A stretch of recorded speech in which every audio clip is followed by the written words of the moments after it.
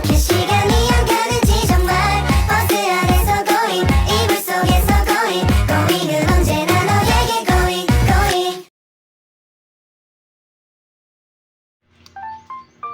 Hello everyone, my name is Norisaman Ali, and today we're going to explore some important aspects of governance in the Philippines. We'll start by understanding the three branches of governance, then we'll discuss the purpose of good governance, then look at basic elements of good governance, and finally, we'll look at how students like us can contribute to upholding good governance. Let's get started. So first, let's talk about the three branches of governance. These branches ensures that power is balanced and the government operates effectively and fairly. Number 1, executive branch. The executive branch is headed by the president, who serves as the both head of states and the head of government.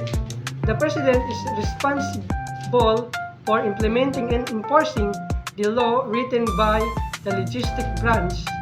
Alongside the president are the vice president and the appointing cabinet members who oversee various government departments and agencies. For example, the Department of Education or the DepEd is responsible for the country's education system, while the Department of Health or DOH manage public health service.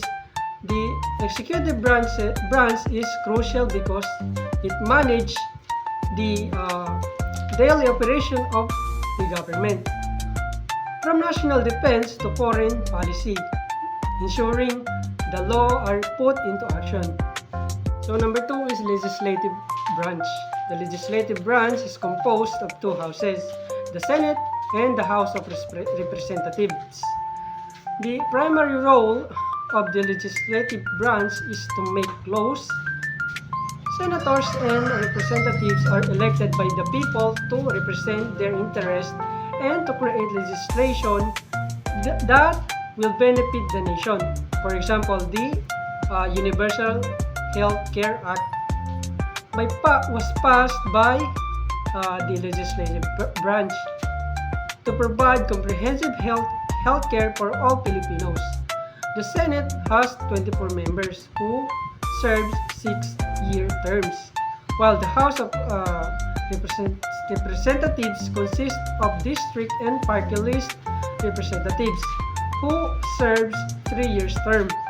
The legislative branch not only creates law but also has the power to amend and repeal them, ensuring that the legal framework of the country adapts to changing needs and circumstances. Then number 3 is judicial branch. The judicial branch is headed by the Supreme Court of the Philippines, which is the highest court in the country.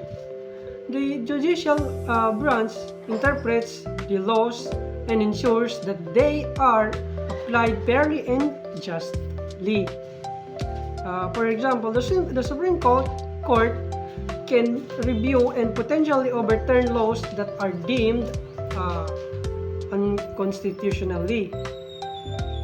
The judiciary plays a critical role in maintaining the rules of law and protecting the rights and freedoms of individuals. It acts as a check on the powers of the executive and legislative branch, ensures that no branch exceeds its authority. Now let's dive to the purpose of good governance. Good governance refers to the processes and structures that guide political and socio-economic relationships. It ensures that public institutions conduct public affairs, manage public resources, and guarantee the realization of human rights in a manner that is free of abuse and corruption and with due regard of the rule of law. So number 3 is the 8 basic elements of good governance. Number 1 is participation.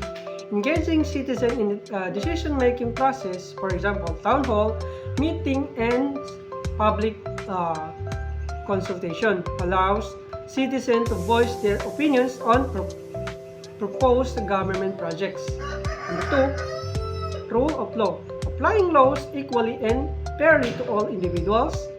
The Ombudsman Office in the Philippines investigates and prosecutes government officials accused of corruption and abuse of power, ensuring that laws are upheld. Number 3, transparency.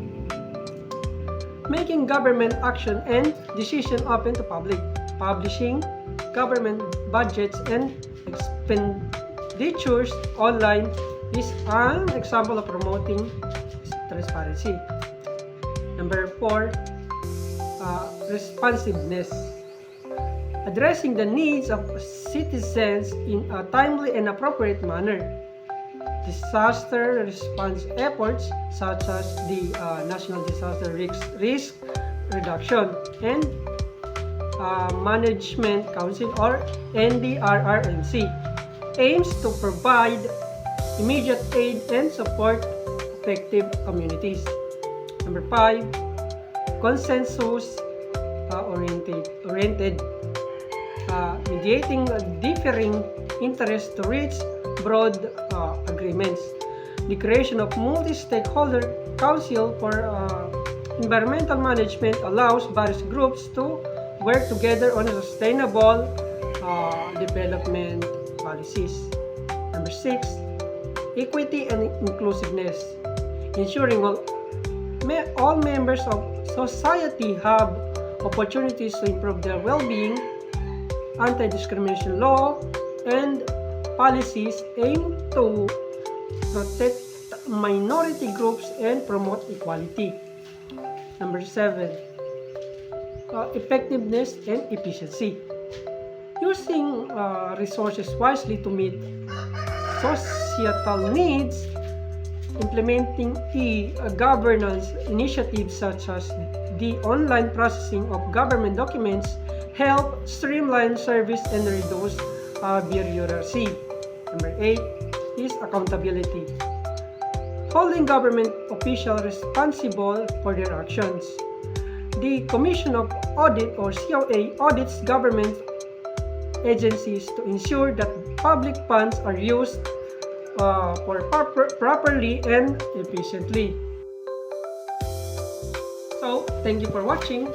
If you find this video informative and inspiring, please like and subscribe for more content on governance and civic engagement. See you in the next video.